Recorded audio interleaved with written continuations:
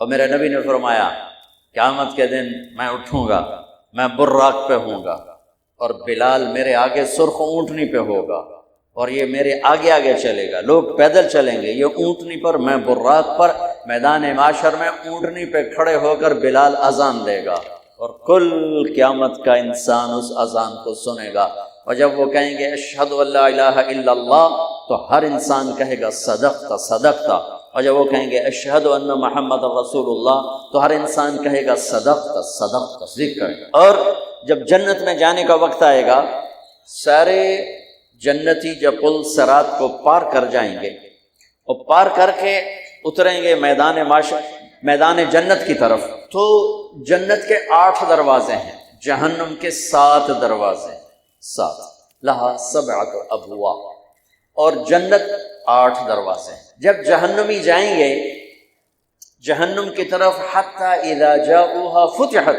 ابوابها، جہنم کے قریب جائیں گے ایک دم دروازے کھولیں گے، اندر دھکیل دیے جائیں گے۔ جنتی جب جائیں گے حتی اذا جاؤوها، جب وہ جائیں گے آگے، وفتحت ابوابها، اکثر مفسرین نے اس کو واو حالیہ کہا ہے، لیکن صحیح بات ابن القیم نے کی ہے کہ واو للثمانیہ، ایک واو للثمانیہ ہوتا ہے، کہ یہ حالیہ نہیں ہے، یہ صرف یہ بتانے کے لیے کہ جنت کے 8 دروازے ہیں اور وہ بند ہوں گے، کھلے نہیں ہوں گے، بند ہوں گے۔ مہمان آ چکے ہیں، دروازہ بند ہے، اور اپنے نبی کی ایک شان دکھانی ہے، ایک اعزاز دینا ہے، تو جنت کے دروازے بند ہیں، کیسے جائیں؟ ایک دم وہاں 2 چشمے نظر آتے ہیں، سارے جنتی اس ایک چشمے سے پانی پیئیں گے، ایک سے وضو کریں گے، وضو کرنے سے چہرہ ہمیشہ پر نور، بڑھاپے کے آثار نہیں آئیں گے، پانی پینے سے سینے کا کھوٹ ختم، پیٹ کا پیشاب پخانہ ختم۔ اب بھائی اندر کی میں جائیے تو چلو بھائی ابا جی نال گل کریے، سارا مجمع ہمارے نبی کے پاس آنے کی بجائے اللہ بھلا دے گا۔ آدم علیہ السلام، ابانا استفتح لنا الباب، ابا جی بوا کھلواؤ، وہ کہیں گے ابا جی تو تنوں کڈیا ہے، وَهَلْ أَخْرَجَكُمْ إِلَّا خَطِيَّةُ أَبِيكُمْ، ابا جی نے تو تنوں کڈیا ہے، یہ گل کسے اور نال کرو، بتائیں گے نہیں کہ کس کے پاس جاؤ۔ پھر شیس، ادریس اور نوح اور ابراہیم اور اسماعیل، اور چلتے جاؤ علیہم السلام۔ ہر نبی جانتا ہے کہ دروازہ کھلے گا محمد مصطفیٰ صلی اللہ علیہ وسلم کے طفیل، لیکن زبان پہ تالا بتاتے نہیں، لہذا چلتے 1.25 لاکھ نبیوں سے گزر کر آخر میں عیسیٰ علیہ السلام کے پاس آئیں گے، حضور دروازہ کھلوائیں۔ اب اللہ ان سے بلوائے گا، وہ کہیں گے میں بھی پہلوں کی طرح ہی ہوں، کھلوا نہیں سکتا، لیکن میں تو دس سکنا کہ کھلواونا کہیں، کہا جی چلو یہی دسو تھکے پہ ہیں، وہ کہیں گے جاؤ محمد مصطفیٰ کے پاس، آئیے دروازہ وہاں سے کھلے گا اور کہیں سے کھلے گا، تو یہ سارا مجمع آئے گا، یا رسول اللہ، یا حبیب اللہ، یا نبی اللہ، انت خاتم الانبیاء والمرسلین، انت حبیب اللہ، استفتح لنا الباب، تو آپ کہیں گے انا لہو، کہیں گے یا رسول اللہ، یا حبیب اللہ، تھکے پہ ہیں وہ کھلواؤ، آپ کہیں گے ہاں میں ہی کھلواؤں گا، میں ہی کھلواؤں گا۔ پھر آپ سجدے میں جائیں گے، اللہ آپ پر تعریف کا الہام کرے گا، ایسی جو نہ پہلے کبھی کی، نہ پہلے کبھی کی، نہ بعد میں، تو پھر اللہ کہیں گے یا حبیبی یا محمد ارفع راسک سل تعطى اشفع تشفع تصدیق بآبائنا و امہاتنا یا رسول، میرے حبیب سر اٹھا، مانگ دوں گا، سفارش کر قبول کروں، کہیں گے اللہ دروازہ کھول، کہیں گے آپ پہل کریں، تیرے ہاتھ سے کھلوانا ہے، تو جنت سے ایک دم ایک سواری آئے گی، جیسے ہیلی کاپٹر آتا ہے ایسے ہیلی کاپٹر کی طرح آ کر میرے نبی کے سامنے بیٹھ جائے، تو میرے نبی اس پر تشریف فرما ہوں گے، اس کی جو رس اور لگام ہوگی وہ ایسے نیچے گر جائے گی۔ یہ نیچے گرنے کا مطلب ہے کہ اس سواری کو میرے نبی نہیں چلائیں گے، کوئی کوچوان آئے گا، کوئی ڈرائیور آئے گا، کوئی چلانے والا آئے گا، خود میرے نبی نہیں چلائیں گے، ورنہ رسی اوپر ہی کھڑی رہتی۔ اس اشارے نے سب کو یوں کر دیا، دیکھو کون آ رہا ہے، دیکھو بھائی کون آ رہا ہے، یہاں تو ابو بکر بھی ہیں، عمر بھی ہیں، عثمان بھی ہیں، علی بھی ہیں، طلحہ بھی ہیں، زبیر بھی ہیں، سعد بھی ہیں، سعید بھی ہیں، ابو عبیدہ بھی ہیں، عبد الرحمن بھی ہیں، حسن بھی ہیں، حسین بھی ہیں، اہل بیت بھی ہیں، صحابہ بھی ہیں۔ کس کو یہ شرف ملے گا؟ تو یہ اعلان ہوگا بلال کو پکڑاؤ رسی۔ بلال، قریش بھی رہ گئے تھے، سید بھی رہ گئے، وہ غلام زیادہ بازی لے گیا۔ آپ نے کہا بلال میری سواری کی لگام پکڑ کے میرے آگے آگے چل، اور میں جا کے ٹک ٹک ٹک دستک دوں، اندر سے آواز آئے گی کون؟ میں کہوں گا محمد الرسول اللہ، تو وہ ایک دم دروازہ کھول کر کہے گا یا رسول اللہ مرحبا بک وبمن معک، میں ہوں رضوان جنت کا بڑا فرشتہ، امرت اللہ افتح لأحد قبلک ولن اقوم لأحد بعدک۔ یا رسول اللہ، اللہ کا فرمان تھا کہ جب تک میرے نبی نہ آئیں دروازہ نہیں کھولنا ہے، اور تو نے خود اٹھ کے کھولنا ہے، بس یہ میری آخری دفعہ ہے، نہ پہلے کبھی اٹھاؤں نہ بعد میں کبھی اٹھاؤں گا کسی کے لیے، میں آپ کے لیے خود دروازہ کھول رہا ہوں۔ آپ نے فرمایا میں اندر داخل ہوں گا اور میرے ساتھ میری امت کے غریب لوگ داخل، غریب، مالدار بھی آئیں گے، پیچھے آئیں گے۔ آپ نے پھر کہا انی لأعرف رجلا باسمہ و باسم ابیہ و امہ لا یاتی بابا من ابواب الجنت الا قال مرحبا مرحبا۔ میرا ایک امتی ہے، جب وہ آئے گا نا جنت کے دروازے تو 8 دروازے پکاریں گے حضرت ادھر آئی، حضرت ادھر آئی، حضرت ادھر آئی۔ جیسے کسی بزرگ کے لیے آپ میری گاڑی میں بیٹھیں، آپ میری گاڑی میں بیٹھیں، آپ میری گاڑی میں بیٹھیں، ہر دروازہ ادھر آئی۔ سلمان فارسی یوں کر کے پوچھیں، یوں کر ایسے اٹھ کے پوچھا، سلمان فارسی ایسے ہو کر کہنے گے یا رسول اللہ من هذا ان هذا لمرتفع شان، کون ہے یہ اونچی شان والا؟ تو ابو بکر سامنے بیٹھے تھے، کہا یہ ہے ابو بکر بن ابی قحافہ، اس جنت کا ہر دروازہ پکارا۔ پھر آپ نے فرمایا رأیت قصرا فی الجنہ، میں نے جنت میں محل دیکھا، ایک اینٹ موتی کی، ایک یاقوت کی، ایک زمرد کی۔ قلت لمن هذا قیل لفتن من قریش فظننت انه لی فذهبت لادخله فقال لي انه لعمر بن الخطاب یا رسول اللہ۔ تو اتنا خوبصورت تھا محل کہ میں پوچھ بیٹھا یہ کس کا ہے؟ مجھے فرشتے نے کہا جی قریشی کا ہے، ایک قریشی کا ہے۔ فرمانے لگے مجھے خیال آیا میں قریشی ہوں، میرا ہی ہوگا۔ جب جانے لگا اندر تو مجھے فرشتے نے کہا یہ آپ کے غلام عمر بن خطاب۔ پھر آپ نے فرمایا عثمان، جنت میں ہر نبی کا ایک رفیق ہوگا، میرا رفیق تو ہو۔ پھر آپ نے حضرت علی کا ہاتھ یوں پکڑا اور کھینچتے کھینچتے کھینچتے کھینچتے یہاں سینے پہ رکھ لیا۔ پھر کہا علی اترضى ان یکون منزلک مقابل منزلی فی الجنہ، تو راضی ہے جنت میں تیرا گھر میرے گھر کے سامنے ہوگا؟ وہ رونے لگے یا رسول اللہ میں راضی، میرا گھر پورا ہو گیا۔ پھر آپ نے کہا طلحہ زبیر ان لکل نبی حواریا فی الجنہ وانتما حواری فی الجنہ۔ طلحہ زبیر، جنت میں ہر نبی کا ایک خادم خاص ہوگا، میرے 2 خادم خاص ہوں گے، ایک طلحہ ایک زبیر۔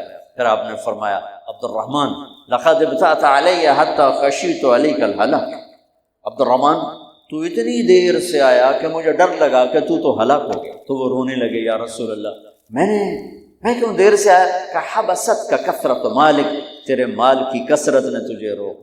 بسم اللہ الرحمن الرحیم، والصلاة والسلام علی رسولہ الکریم وعلی آلہ وصحبہ اجمعین، اما بعد اعوذ باللہ من الشیطان الرجیم، بسم اللہ الرحمن الرحیم، یا ایہا النبی انا ارسلناک شاہدا نذیرا وداعیا الی اللہ بہ وسراجا، وقال النبی صلی اللہ علیہ وسلم ان اللہ بعثنی کافة للناس رحمة فأد عنہ، وقال النبی صلی اللہ علیہ وسلم بعثت الی الاسود الاحمر، وقال النبی صلی اللہ علیہ وسلم یا ابا سفیان جئتکم بکرامت الدنیا والآخرہ، او کما قال صلی اللہ تعالی علیہ محترم۔ بسم اللہ الرحمن الرحیم۔ سورۃ فاتحہ میں اللہ کا تعارف ہے۔ سبحان اللہ تو کہہ رہا ہے میں مہربان ہوں، میں رحیم ہوں، میں پالنے والا ہوں، محبت کرنے والا ہوں۔ اور ہم نے اللہ سے ڈرا ڈرا ڈرا کے لوگوں کو ویسے ہی بددل کر دیا ہے، مایوس کر دیا ہے اور خوف زدہ کر دیا ہے۔ سورۃ فاتحہ کے بارے میں حضرت علی رضی اللہ تعالیٰ عنہ کا ارشاد عالی ہے اگر میں سورہ فاتحہ کی تفسیر لکھاؤں تو 70 اونٹوں پہ لادی جائے گی، 70 اونٹوں پہ یعنی ہر آیت کے لیے 10 اونٹ۔ 70 سے مراد 70 نہیں ہوتا، بے شمار، عربی میں بے شمار اونٹ۔ اور بطور ثبوت ایک واقعہ کہ ایک دفعہ تشریف فرما ہوئے اور فرمانے لگے آؤ میں تمہیں بسم اللہ کی تشریح کروں، بسم اللہ الرحمن الرحیم۔ اور عربی وہ زبان ہے جس کے حروف کے بھی مطالب اور معنی ہوتے، واو کے مطلب ہیں، با کے مطلب ہیں، تا کا۔ تو بسم اللہ کی با پہ عشاء کی نماز کے بعد درس شروع کیا، فجر کی اذان ہو گئی، با کا کبھی سفر طے نہیں ہوا تھا، تو میں کیا کروں گا یا میں کیا کر سکتا ہوں، ادنا سا طالب العلم۔ لیکن اس میں ایک چیز تو میرے اللہ کا تعارف، اللہ ہمیں مہربان کر کے رب، اللہ یہ بھی تو کہہ سکتا تھا الحمدللہ جبار السماوات والارض، الحمدللہ قہار السماوات والارض، سب تعریفیں اللہ کی جو سارے جہان پر جبار ہے، قہار ہے، غالب ہے، بادشاہ ہے، رب۔ اسماء الحسنہ جو آئے ہوئے ہیں نا 99، 33 نام اس رب کے، اس لیے رب کا نام اسماء الحسنہ میں نہیں ہے، رب آپ دیکھیں نہیں، لیکن المنتقم کو چھوڑ کر، المنتقم کو چھوڑ کر باقی ہر میرے رب کی صفت میں رب کا مطلب پایا جا رہا، اس لیے اس کو اللہ نے اس میں، میرے نبی نے اس میں ذکر ہی نہیں کیا ہے کہ اتنا ہیوی ویٹ لفظ اس کو اللہ تعالیٰ نے اپنے تعارف کے لیے پسند کیا کہ مجھ سے ڈرو نہیں، میں تو تم سے پیار کرتا ہوں۔ وہ پیار جو ماں اپنے بچے سے کرتی ہے وہ تو بہت تھوڑا ہے، میرے پیار کی کوئی انتہا ہی کوئی نہیں ہے۔ ماں کا پیار تو مختصر سا ہوتا ہے، اور میرا تم سے پیار لامحدود ہے۔ پہلا تعارف یہ ہے کہ وہ بہت مہربان، پالنے والے کے ساتھ ہے کہ حاکم ہے، بادشاہ ہے، رب بادشاہ کو کہتے ہیں۔ انہ ربی احسن مثواي، یوسف علیہ السلام انہوں نے عزیز مصر کو کہا انہ ربی، وہ میرا بادشاہ ہے، اور اس نے مجھے یہاں بہت اچھا رکھا ہے، میں خیانت نہیں کر سکتا۔ بادشاہ، مہربان، رحیم، پالنے والا۔ اور قرآن کو ختم کیا قل اعوذ برب الناس، رب سے شروع کر کے رب پہ جا کے ختم کیا، آخر میں پھر یقین دلایا کہ میں تم سے بہت پیار کرتا ہوں، جو کچھ کہوں گا تمہاری محبت میں کہوں گا۔ اب گھروں میں نہیں دیکھتے، ماں کہتی بیٹا ناشتہ کرو، چھوٹے بیٹے میں نے نہیں کرنا، وہ بٹھا کے اس کے منہ میں زبردستی ڈال رہی ہوتی، وہ کہتا ہے کیا مصیبت ہے میرے لیے، وہ اس کو کھلا رہی۔ تو میرا رب جب ماؤں سے زیادہ پیار کرنے والا ہے تو وہ کہہ رہا میں اس میں جو کچھ کہوں گا نا وہ تمہاری محبت اور شفقت میں کہوں گا، اور جس چیز سے روکوں گا نا تمہاری محبت اور شفقت میں روکوں گا۔ جیسے بچے رو رو کے ہلکان ہو جاتے ہیں، کوئی میری ضد تھی، میری پوری نہیں ہو رہی تھی، میں رو رو رو رو تو میری 5-6 سال برا حال ہو، کوئی بھی نہیں میری سن۔ اخیر میں کیا دیکھو تم نے مجھے کیا بات چلے، میں کہ ہوں میں رو رو کے تھک گیا ہوں تو میری گل منو۔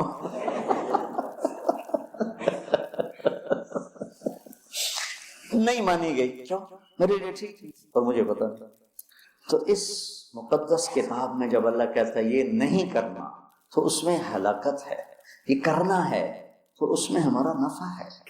تو تعارف میں اللہ نے اپنے ربوبیت، اپنے رحم کو، اپنی مہربانی کو اس خوبصورت انداز میں ذکر کیا کہ دل کھنچتا ہے، اور اتنے حسین انداز میں پیش کیا اپنا تعارف۔ جیسے یہ کئی ساتھی کہتے ہیں جب آپ ہمیں کوئی واقعہ سناتے ہیں تو ہمیں لگتا ہے جیسے وہ ہمارے سامنے ہو رہا ہے۔ وہ میں نے ایک دفعہ یہاں چنگیز خان کی تاریخ بتائی تو مولانا عدنان صاحب کے آئے ہوئے تھے چچا صاحب، تو وہ بڑے جولی سے ہیں۔ وہ بعد میں کہنے لگے جب مولانا صاحب چنگیز خان کو بیان کر رہے تھے تو میں ڈر گیا، مجھے لگا جی میں پیچھوں بیٹھا چنگیز خان۔ تو میرا رب بھی جب کوئی بیان کرتا ہے نا تو لگتا ہے سامنے آ گیا۔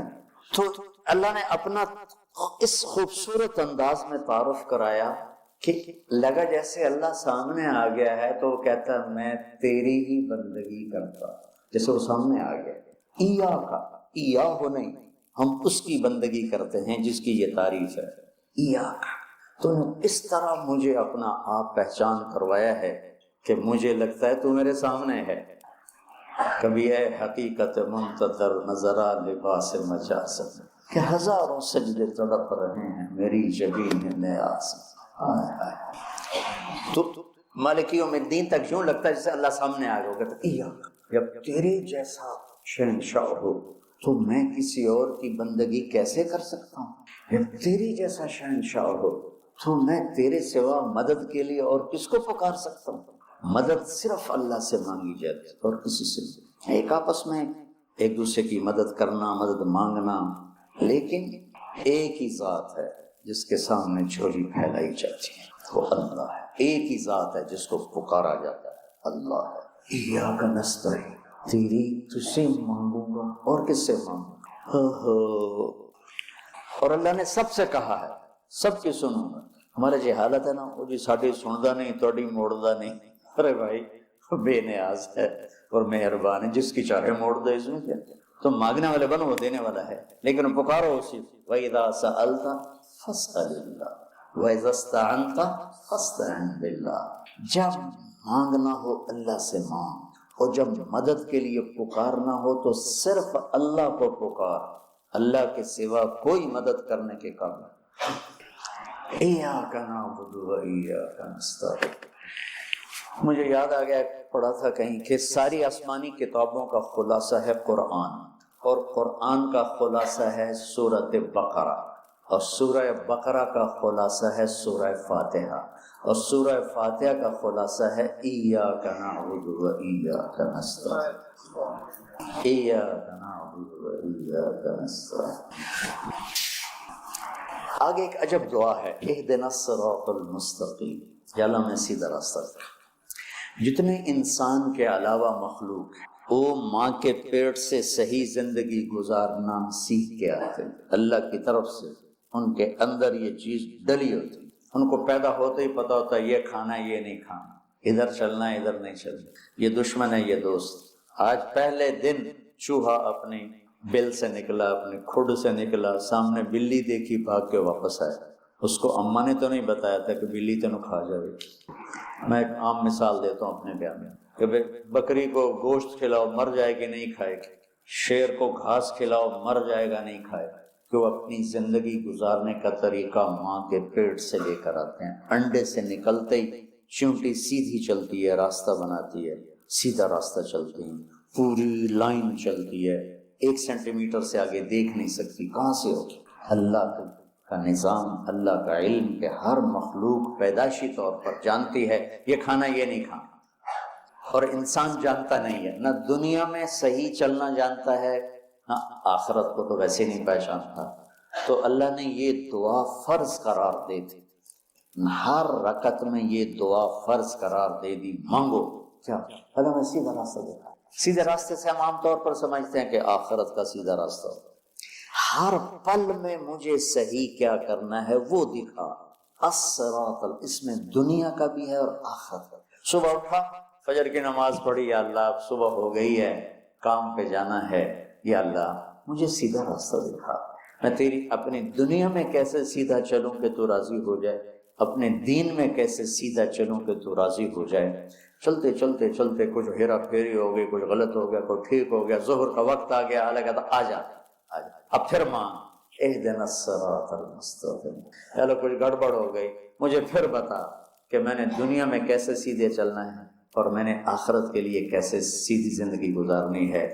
مجھ سے نہیں گزاری جا رہی، میری مدد کر. اللہ نے پھر تازہ دم کیا، چل جا. پھر ہیرا پھیری ہوئی، اونچ نیچ ہوئی، نہ کہا جا اثر میں آ جا. اثر میں آ گیا، مانگ. کیا مانگوں کا؟ مانگ کے میں تمہیں سیدھا راستہ دکھاؤں. چونکہ تمہارے اندر یہ جانوروں کی طرح چپ ہے نہیں، انہوں نے وہی کرنا ہے جو ان کو ان کے اندر ڈال دیا ہے. یہ درختوں میں چپ ڈال دی. کبھی آم پہ انگور دیکھا، انگور پہ کریلا دیکھا، کبھی شیشم پہ پھل دیکھا؟ اندر میں ڈال دیا گیا تجھے پھل دینا ہے، کون سا دینا ہے، کس موسم میں دینا ہے، کس رنگ میں دینا ہے، کس ذائقے میں دینا ہے، کس خوشبو میں دینا ہے، کس تاثیر میں دینا ہے. تو ہمیں اس میں اللہ تعالیٰ نے دونوں تاریں ڈال دی ہیں، اچھائی برائی. تو لگا آؤ پھر مانگو، اثر میں پھر مانگو، پھر جائے کو اونچ نیچ ہو جانے کا، آ جا مغرب میں پھر مانگ. وہ کتنا مہربان ہے. آ جا مانگ یا اللہ. پھر گڑبڑ ہو گئی، پھر دکھا راستہ. پھر کہا چلو عشاء ہوگی، آ جا. اب حالانکہ اب تو نے سو جانا ہے، لیکن سو رات میں کتنی برائیاں ہوتی ہیں. سب سے زیادہ برائیاں تو رات کو ہوتی ہیں. آج پھر مانگ کہ میں تیری رات صحیح گزروا دوں، تیرا ہر پل صحیح گزروا دوں، اور پھر آخرت کا راستہ بھی تجھے صحیح دکھا دوں. یہ اہدنا الصراط المستقیم، ہر پل میں سیدھے راستے کو مانگنا ہے، ہر پل میں سیدھے راستے کو مانگنا. اور صراط چوڑے راستے کو کہتے، مستقیم سیدھے راستے کو کہتے.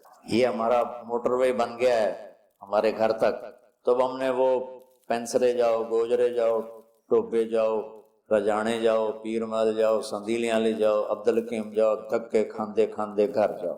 وہ چھوڑ کے ہم 1.5 گھنٹے میں یہاں سے، پہلے 3.5 گھنٹے لگتے تھے، ہم 1.25 گھنٹے 1.5 گھنٹے میں گھر پہنچ جاتے ہیں. یہ صراط اور غیر صراط کا فرق ہے کہ آدمی جب راستے کا چناؤ کرتا ہے تو کہتا ہے میں راستہ سیدھا، راستہ کھلا بھی ہو چوڑا بھی ہو، کھلا بھی ہو چوڑا بھی ہو.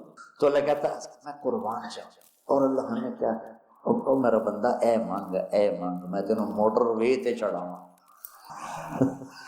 میں تجھے موٹر وے پہ چڑھانا چاہتا ہوں، تو بولے دی جھگی دی گلیاں پھر رہتا نام ہے نا، بولے دی جھگی، تو اس کی سڑکیں بھی ایسے ہی ہوں گی.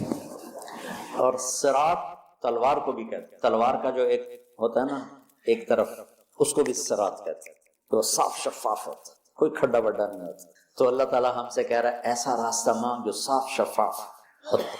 اور جیسے صراط تلوار جیسے چیز کو کاٹتی ہے تیزی کے ساتھ، ایسے ہی اللہ تعالیٰ کہہ رہا ہے کہ وہ راستہ مانگ جو میں تیزی کے ساتھ وہ اپنے گھر پہنچ جائے، جیسے ہم تیزی کے ساتھ اب گھر پہنچ جائے. اور مستقیم، ٹیڑھا میڑھا نہ ہو، سیدھا، سرسبز ہو، دیکھنے کو میں اچھا لگے.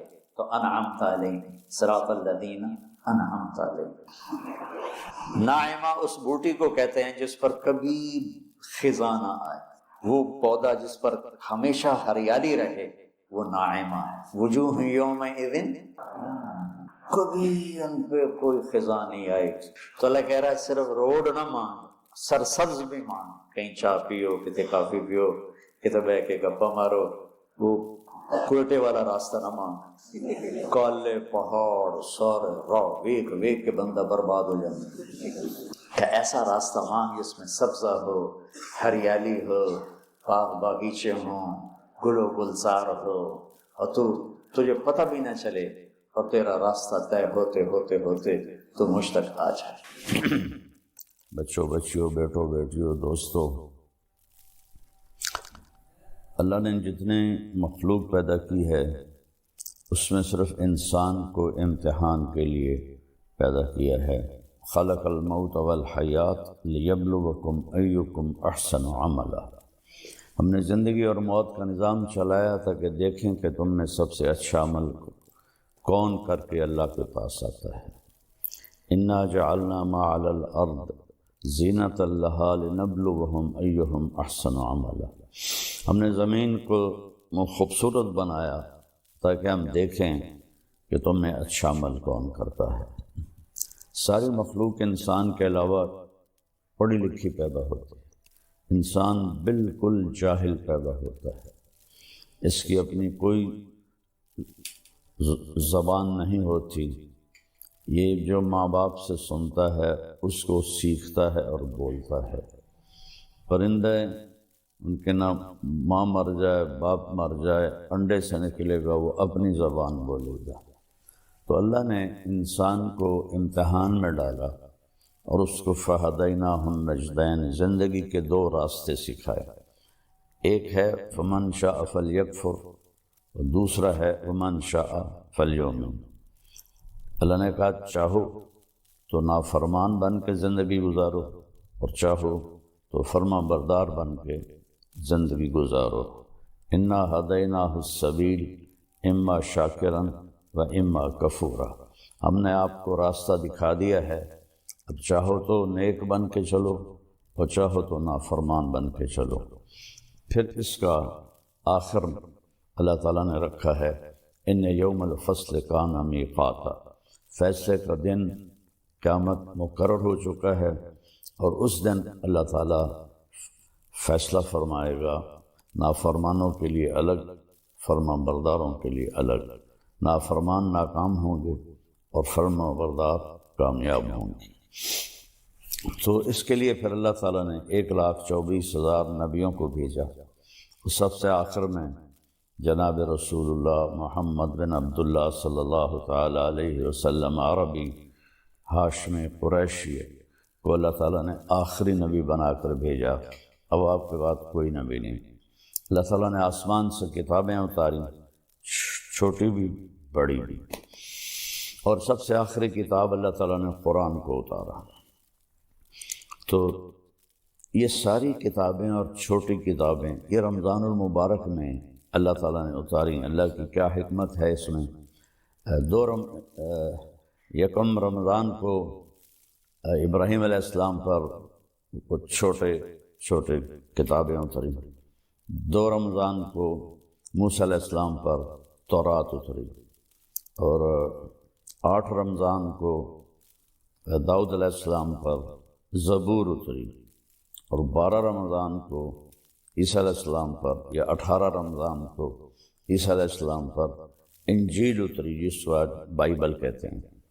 اور 21 رمضان کو، جس کو لیلۃ القدر کہا جاتا ہے، غار حرا میں آپ پر قرآن اترا.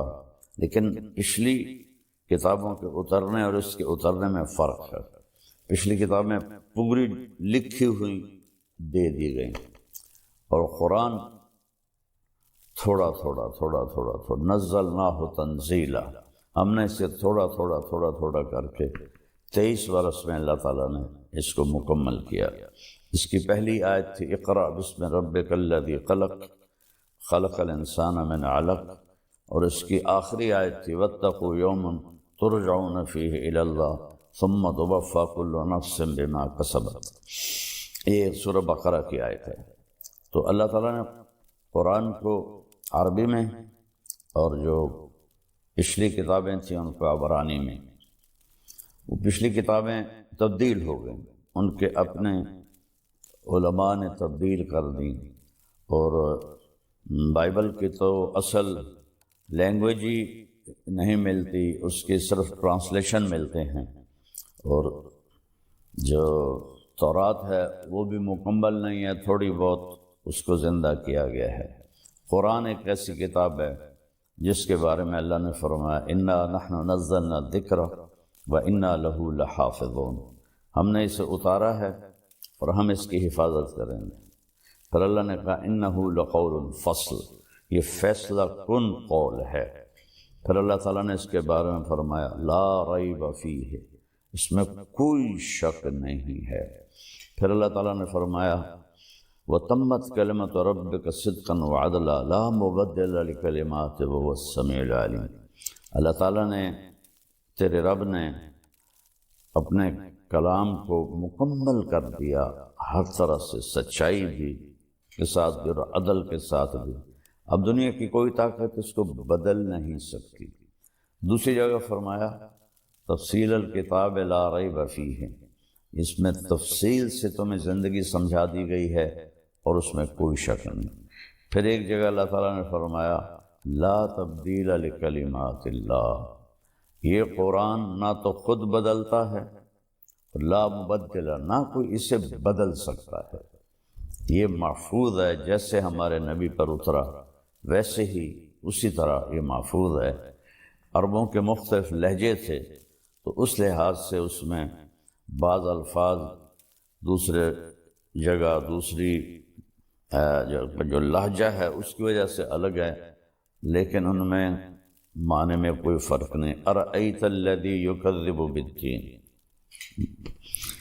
میں افریقہ کے عوام پڑھتے ہیں ارأیت الذی یکذب بالدین، ہم پڑھتے ہیں حمالۃ الحطب، وہ پڑھتے ہیں حمالۃ الحطب. اس طرح کے معنی میں کوئی فرق نہیں، ادائیگی میں فرق ہے عرب کے لہجے کی وجہ سے. یہ وہ کتاب ہے جس کا دعویٰ ہے ذالک الکتاب لا ریب فیہ، یہ وہ کتاب ہے جس میں کوئی شک نہیں. پھر اس کا دعویٰ ہے ان ھذا القرآن یہدی للتی ہی اقوم، صرف قرآن ہی ایک کتاب ہے اب جو سیدھے راستے کی رہنمائی کرتی ہے، باقی کتابیں تبدیل ہو گئی ہیں. اس میں خود علماء یہود نے، علماء نصارہ عیسائیوں نے تبدیلیاں کر لی، لیکن قرآن کو آج تک نہ کوئی بدل سکا ہے، نہ یہ بدلے گا۔ قیامت کے قریب اس کو اٹھا لیا جائے گا۔ ایک دن صبح لوگ اٹھیں گے، دیکھیں گے تو قرآن کے سارے اوراق صفر ہوں گے، اس پہ کچھ بھی نہیں لکھا ہوگا۔ تو لہٰذا سیدھے راستے پر چلنے کے لیے صرف ایک کتاب باقی ہے، وہ ہے قرآن پاک، اور صرف ایک نبی ہیں، وہ ہے محمد الرسول اللہ صلی اللہ علیہ وسلم، جن کی زندگی پیدائش سے لے کر وفات تک وہ من و عن کے ساتھ محفوظ ہے۔ باقی انبیاء کی زندگی محفوظ نہیں ہے، چند واقعات ہیں، چند اقوال ہیں، لیکن ہمارے نبی کب پیدا ہوئے اور کب دنیا سے گئے اور کس حال میں گئے اور کیا کیا کہہ گئے، سارے کا سارا محفوظ ہے۔ پھر قرآن کہ جیسے اللہ نے تعارف کروایا ہے، وہ سارا تو میں نہیں بتا سکتا، ایک دو آیتیں بتاؤں گا۔ اس کی عظمت دلوں میں اتارنے کے لیے، اس لیے کہ جب تک حاکم کی دل میں عظمت نہ ہو تو حکم کی عظمت نہیں ہوتی، کہنے والے کی طاقت کا پتہ نہ ہو تو اس کے کہے کی طاقت بھی معلوم نہیں ہوتی۔ سورہ طٰہٰ کو اللہ تعالیٰ نے شروع کیا ہے تو اس میں اللہ نے بتایا کہ یہ کس کا کلام ہے، تنزیل ممن خلق الارض والسماوات العلی، اللہ اکبر۔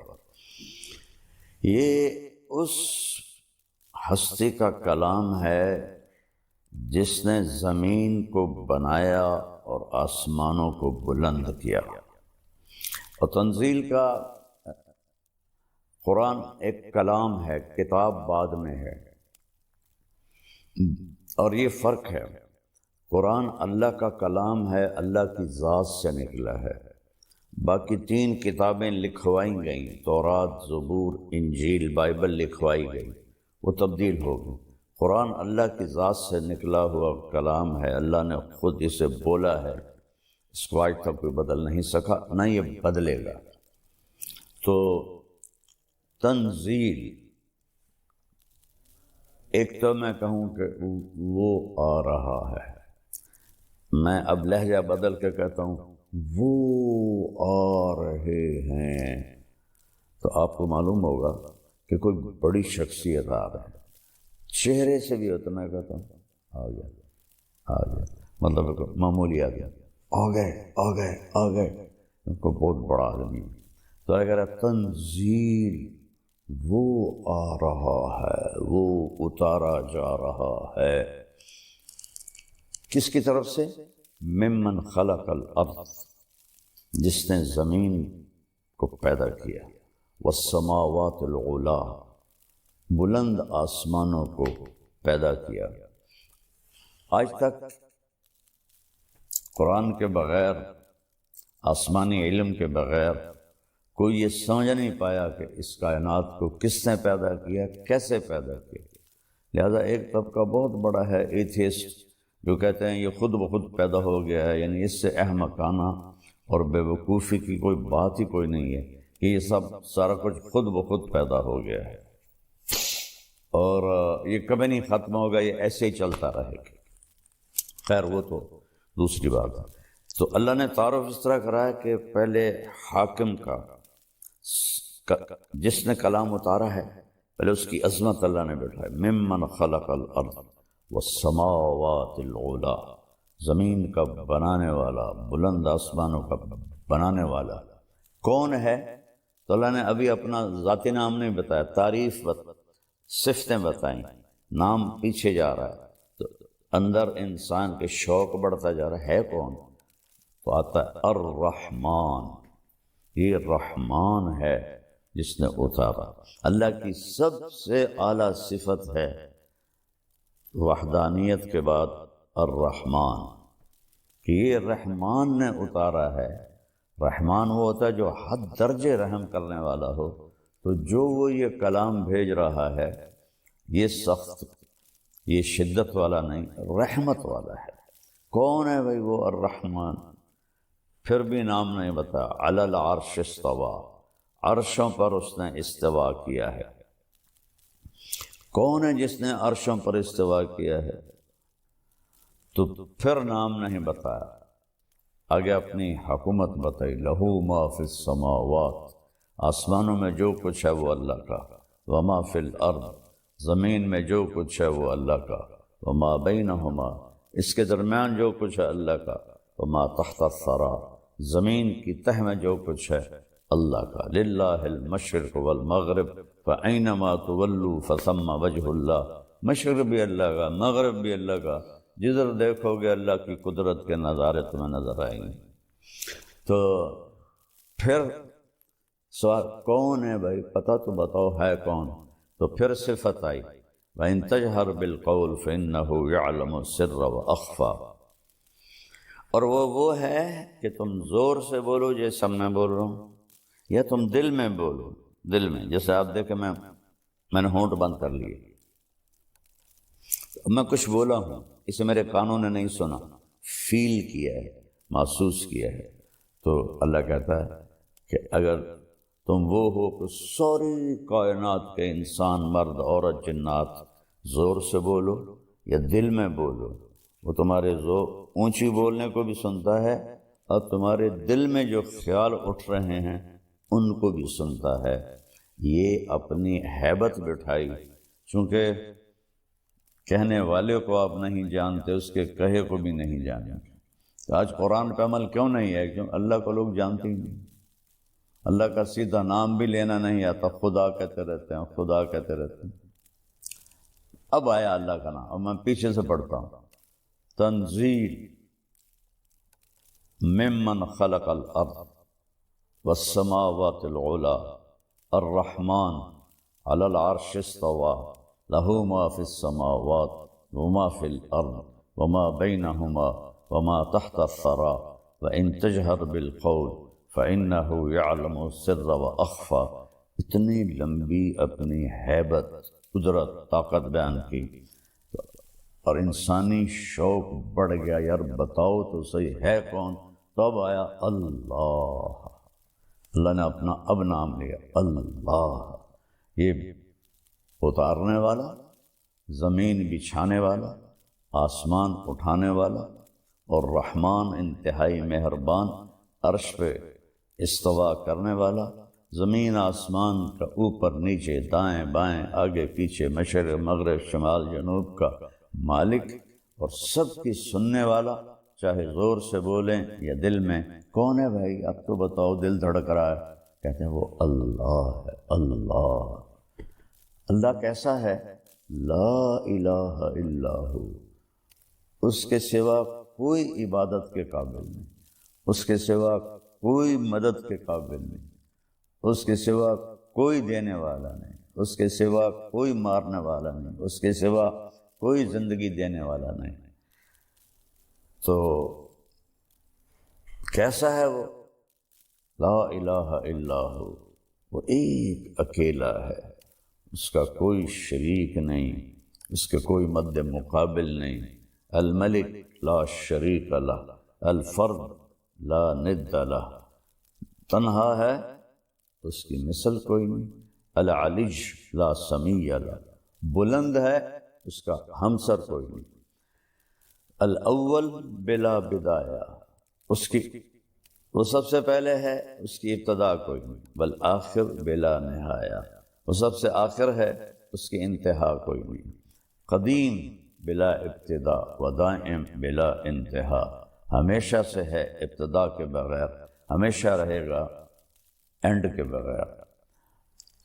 تو اور کوئی ہے اس کی صفات جیسا نہیں؟ لہ الاسماء الحسنی، تمام خوبصورت صفات اس ایک اللہ کی ہیں۔ تو اس طرح اللہ نے قرآن کا تعارف کرایا کہ یہ تمہارے رب کا کلام ہے۔ امت نے چھوڑ دیا تو ذلت کی پستیوں میں گر گئے۔ پھر میں دو جگہ اور آپ کو بتاتا ہوں کہ اللہ تعالیٰ فرماتے ہیں، یا ایھا الناس قد جاءتکم موعظۃ من ربکم وشفاء لما فی الصدور وہدی ورحمۃ للمؤمنین۔ یہ اللہ نے قرآن کا فائدہ بتایا۔ یہ کیا ہے؟ تمہارے پاس یا ایھا الناس کہا، یا الذین آمنوا نہیں کہا، صرف مسلمانوں کو نہیں کہا، بلکہ اس قرآن کے بعد پوری دنیا کے لیے اب ایک ہی کتاب ہے، وہ قرآن ہے۔ باقی کتابیں ویسے ہی بدلی ہوئی ہیں، ان میں ویسے ہی اتنے مذاہب ہیں جن میں بت پرستی آ گئی ہے۔ اپنے ہاتھوں سے، کمال نادانی کی بات ہے، اپنے ہاتھوں سے ایک بناتے ہیں، پہلے پتھر سے بناتے تھے، اب پلاسٹک سے بناتے ہیں، پھر اسی کے آگے ہاتھ جوڑ کے کھڑے ہو کر اس سے مانگ رہے ہوتے ہیں۔ بھلا اس سے زیادہ نادانی کی کوئی بات ہو سکتی ہے؟ ہاتھوں سے بنی ہوئی چیز کی پوجا شروع کر دینا۔ اللہ کے نبی کے دور میں بنو حنیفہ تھے، تو وہ یہ ادھر نجد میں رہتے تھے، ریاض کی طرف، تو ان کے ایک سال کھجوریں بہت زیادہ ہوں، تو انہوں نے نا فالتو کھجوروں کا بت بنا دیا اور ایک سال تک اس کی پوجا کرتے رہے۔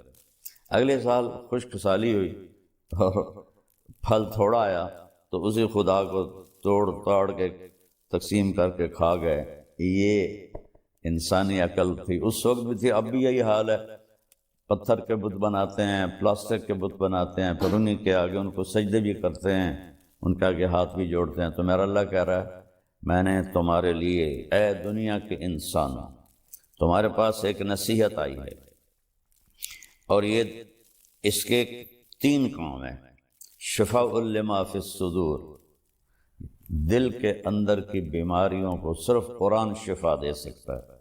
دل کی سب سے بڑی بیماری کیا ہے؟ شرک، اللہ کا شریک ٹھہرانا۔ اللہ بھی ہے اور اللہ کے ساتھ کئی بھگوان بھی ہیں اور کئی دیوتا ہیں، کئی دیویاں ہیں۔ تو اللہ تعالیٰ نے کہا کہ نہ، یہ جو شرک ہے قرآن اس کو دھوتا ہے۔ پھر دل میں حسد ہے، بغض ہے، نفرت ہے، اور دل میں بدماشی ہے، نافرمانی ہے، اور حرص ہے، لالچ ہے۔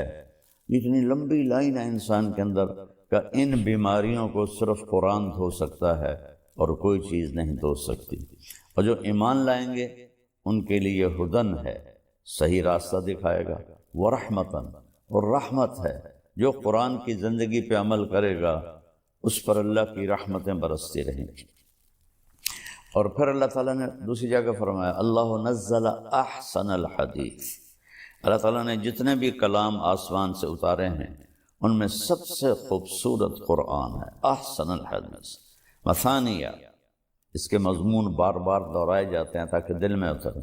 تقشعر منہ جلود الذین یخشون ربہم، جب اس قرآن کو سنا جاتا ہے تو جو اللہ سے ڈرنے والے ہیں ان کے رونگٹے کھڑے ہو جاتے ہیں۔ وَتَلِينُ جُلُودُهُمْ وَقُلُوبُهُمْ إِلَى اللَّهِ، اور ان کے دل نرم ہو جاتے ہیں اور وہ اللہ کی طرف مائل ہو جاتے ہیں۔ تو میرے عزیزو، قرآن اور رمضان ان کا آپس میں بہت جوڑ ہے۔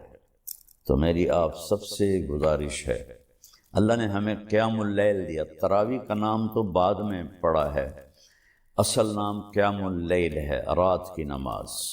تو اس میں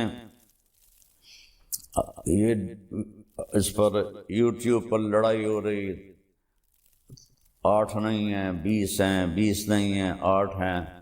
بھائیو، پوری امت نے سینکڑوں سال 20 رکعات پڑھی ہیں، اور امت کا جو عمل ہوتا ہے صدیوں کے ساتھ، وہ بہت بڑی دلیل اور حجت ہوتا ہے۔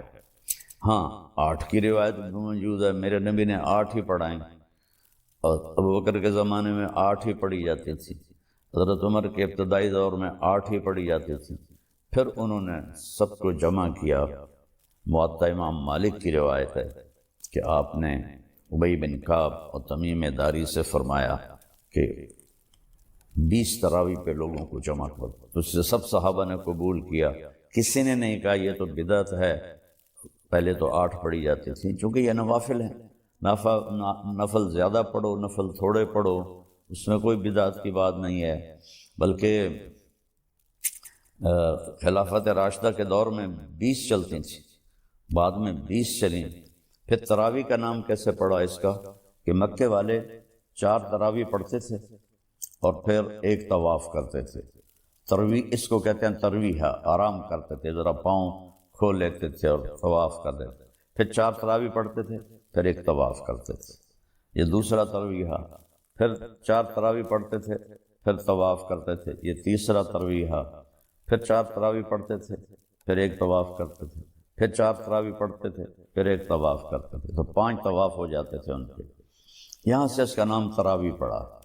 تو اہل مدینہ جو تھے امام مالک کے دور میں، اہل مدینہ انہوں نے جب دیکھا کہ وہاں تو 20 تراویح پڑھی جاتی ہیں، وہاں تو 5 طواف ہوتے ہیں، تو بھائی ہم کیا کریں طواف کے مقابلے میں، وہ 40 تراویح پڑھتے رہے۔ تو اس میں لڑنے والی تو مجھے بالکل حماقت ہی نظر آتی ہے، 8 پڑھ لے وہ بھی ٹھیک ہے، 20 پڑھ لے وہ بھی ٹھیک ہے، لیکن یقیناً 20 پڑھنے والے کا اجر زیادہ ہے۔ قیام اللیل کی جو نماز ہے یہ، اس کے ہر سجدے پر 1500 نیکی لکھی جاتی ہے، تو 8 پڑھ کے جانے والا لے گیا 12000، اور 20 یہ اور 3 وتر، تو وہ 20 پر اس کو 40 سجدے ملے، تو اس کو 60,000 نیکی ملی، اور پھر اوپر 6 سجدے ملے تو 9000 نیکی ملی، تو وہ 69,000 نیکیاں لے کے گیا۔ تو اب آپ خود فیصلہ فرما لیں کہ اس یہ لڑنے کی چیز کوئی نہیں ہے، یہ اجر کی چیز ہے۔ اس کو زندگی سال میں ایک دفعہ تو آتا ہے، 20 پڑھا کریں، اللہ راضی ہوگا، اللہ کا نبی خوش ہوگا۔ اور اس کی سب سے بڑی جو بندگی ہے وہ تو روزہ ہے، اور روزے کے بعد سب سے بڑی بندگی قرآن کی تلاوت۔ میرے نبی جبریل آتے تھے، ان کے ساتھ پورا مہینہ قرآن کا دور فرماتے تھے، اور آپ نے 9 رمضان دیکھے، 9 2 ہجری میں فرض ہوا، اور 11 ہجری آپ کا انتقال ہو گیا۔ 11 ہجری کا رمضان آپ نے نہیں دیکھا، تو محرم میں 11 ہجری شروع ہوئی اور ربیع الاول میں آپ کا انتقال ہو گیا۔ تو جس سال آپ کا انتقال ہوا اس سال آپ نے جبریل کے ساتھ 2 دفعہ قرآن کا تکرار کیا، پہلے جبریل پڑھتے تھے، پھر آپ پڑھتے تھے، پھر جبریل پڑھتے تھے، پھر آپ پڑھتے تھے۔ تو جس سال آپ دنیا سے گئے اس سال 2 دفعہ قرآن کو ختم کیا گیا۔ اور میرے نبی کا فرمان ہے، اذا التبست علیکم الامور کقطع اللیل المظلم فعلیکم بالقرآن، جب اندھیری رات کی طرح فتنے چھا جائیں تو قرآن کو مضبوطی سے پکڑ لو، فإنہ ماحل مصدق وشافع مشفع، یہ جس کے بارے میں جھگڑا کرے گا اللہ وہ اس کا جھگڑا بھی مانے گا، جس کی سفارش کرے گا اللہ اس کی سفارش بھی قبول کرے گا۔ من جعلہ امامہ قادہ الی الجنہ، جو قرآن کو آگے رکھ کر زندگی گزارے گا، یعنی اس کے تابع ہو کر، تو یہ قرآن اسے جنت میں لے جائے گا۔ من جعلہ خلفہ ساقہ الی النار، جسے پیچھے رکھے گا اسے قرآن دھکا دے کے جہنم میں ڈال دے گا۔ تو جتنے یہ بیٹھے ہوئے ہیں یوٹیوب پر اور دین کو بیان کر رہے ہیں، وہ دین نہیں بیان کر رہے، وہ تو لڑائیاں کر رہے ہیں۔ کوئی رفع یدین پہ جھگڑے کر رہا ہے، کوئی 8-20 پہ جھگڑے کر رہا ہے، کوئی کسی چیز پہ جھگڑے کر رہا ہے، کوئی صحابہ کی جنگوں پہ جھگڑے کر رہا ہے۔ وہ میرے بھائیوں، اللہ تعالیٰ نے جن چیزوں کے بارے میں ہم سے سوال کرنا ہے وہ لوگوں کو بتاؤ کن چیزوں میں پھنسا دیا ہے جن کا آخرت میں آپ سے سوال نہیں۔ تلک امۃ قد خلت لہا ما کسبت ولکم ما کسبتم ولا تسألون عما کانوا یعملون، وہ لوگ چلے گئے، جو کیا وہ ان کا اجر، جو غلط کیا وہ ان کا گناہ، تم سے تھوڑے پوچھا جائے گا۔ قبر میں کیا پوچھا جائے گا؟ من رب، تیرا رب کون ہے؟ لوگوں کو بتاؤ کہ رب کون ہے۔ ما دینک، تیرا دین کیا ہے؟ وہ اسلام ہے۔ لوگوں کو بتاؤ اسلام کیا ہے۔ میرے نبی نے کیا بتایا کہ اسلام 5 چیزیں ہیں، کلمہ، نماز، روزہ، حج، زکوٰۃ۔ یہ ابتدا ہے، اور انتہا کیا ہے؟ بنی الاسلام علی 5، اور انتہا کیا ہے؟ انما بعثت لاتمم مکارم الاخلاق، میں تمہارے اخلاق مکمل کرنے آیا ہوں۔ اور جتنے یہ یوٹیوب پر، میں تو بہت کم سنتا ہوں جو کہ میرے سر میں درد رہتا ہے، لیکن تھوڑا بہت جب کبھی سنتا ہوں تو اتنے اخلاق سے گری ہوئی گفتگو ہوتی ہے، اتنی اخلاق سے گری ہوئی گفتگو ہوتی ہے کہ رونا آتا ہے۔ لگتا ہے ان لوگوں نے کبھی سیرت پڑھی کوئی نہیں کہ میرے نبی کس طرح، کیسے انہوں نے لوگوں کے ساتھ معاملہ کیا اخلاق کا۔ اور پھر ما تقول فی ھذا الرجل، یہ ہستی کون ہے؟ جناب رسول اللہ، تو اپنے نبی کی زندگی بتاؤ۔ تو یہ سوال ہیں جو ہم سے پوچھے جائیں گے۔ پھر قیامت کے دن لا تزال قدم عبد حتی یسأل عن اربع، زمین انسان کے پاؤں کو پکڑ لے گی جب تک چند سوال نہ ہو۔ ان عمرہ فیما افناہ، بتاؤ میرے بندے زندگی کہاں خرچ کی۔ ان شبابہ فیما ابلاہ، جوانی کہاں کیسے گزاری۔ ان علمہ ما عمل بہ، علم کے بارے میں پوچھا جائے گا کیا عمل کیا۔ ان مالہ من این اکتسب وفیما انفق، پیسہ کہاں سے کمایا کہاں خرچ کیا۔ یہ سوال ہیں، یہ لوگوں کے اندر ان کو ابھارو، کن چیزوں پہ لڑ رہے ہو۔ پھر ایک دوسرے پر اعتراض ہوتا ہے تو وہ اس کا جواب دیتا ہے، پھر وہ اس کا جواب دیتا ہے، وہ اس کا جواب دیتا ہے۔ کیا تم اس لیے بیٹھے ہو کہ لوگوں کو کی زندگی برباد کرو، ان کا وقت ضائع کرو؟ تو میری آج کی گفتگو صرف قرآن کی عظمت پر تھی کہ قرآن کو ہم اپنی زندگی کا راہبر بنائیں اور اس کی تلاوت کریں، اس کا ترجمہ پڑھیں اور اپنے اللہ سے مانگیں۔ اگر آپ قرآن کا صحیح ترجمہ پڑھ لیں تو آپ سامنے بیٹھنے والوں کو پکڑ سکتے ہیں کہ کیا بول رہے ہو۔ تو میری گزارش ہے تراویح کا اہتمام کریں، لوگوں کو سحری کھلائیں، لوگوں کو افطاری کروائیں، تو اللہ تعالیٰ خوش ہوگا ماشاءاللہ۔ ایک آدمی کو ایک گھونٹ لسی پلا دو تو اس کے روزے کا پورا اجر آپ کو بھی ملے گا اور اس کو بھی ملے گا۔ تو بہت لوگ ہیں ماشاءاللہ دسترخوان چلاتے ہیں، اللہ ان کو بہت جزائے خیر دے۔ کئی ہمارے بھائی بہن ہیں جن کے دسترخوان حرمین میں چلتے ہیں، اللہ نے اس کی بہت اعلیٰ جزا عطا فرمائے۔ تو قرآن کے ساتھ دل لگائیں۔ میری آج کی گفتگو کا اللہ کے نبی کتنے خوبصورت زندگی کے اصول بتا گئے ہیں۔ لقد کان لکم فی رسول اللہ اسوۃ حسنہ، اور لقد یہاں جب لام بھی تاکید کا، قد بھی تاکید کا، جب دو اکٹھے ہوتے ہیں تو قسم کا معنی بنتا ہے۔ تو اللہ تعالیٰ قسم اٹھا کے فرما رہے ہیں لکم، تمہارے نفع کے لیے۔ تو یہ نفع والا لام ہے کہ تمہارے نفع کے لیے ہے، اور خاص طور پر تمہارے لیے کہا جا رہا ہے فی رسول اللہ اسوۃ حسنہ۔ ایک اسوہ کا مطلب ہے نمونہ، حسنہ کی جگہ کاملہ کا لفظ بھی آ سکتا ہے کہ مکمل نمونہ ہے۔ مکمل کا لفظ ہیوی ہے، حسنہ کا لفظ پرکشش ہے، خوبصورت۔ خوبصورتی ہر انسان کی کمزوری ہے۔ ہر انسان، مرد ہو یا عورت، بچہ ہو یا بچی ہو، خوبصورتی کی طرف کھنچ جاتا ہے۔ وہ کسی رنگ میں بھی حسن ہو تو انسان اس کا دیوانہ بن جاتا ہے۔ ایران کے بادشاہ نے ایک شعر کہا، در ابلک کسے کم دید ابوت۔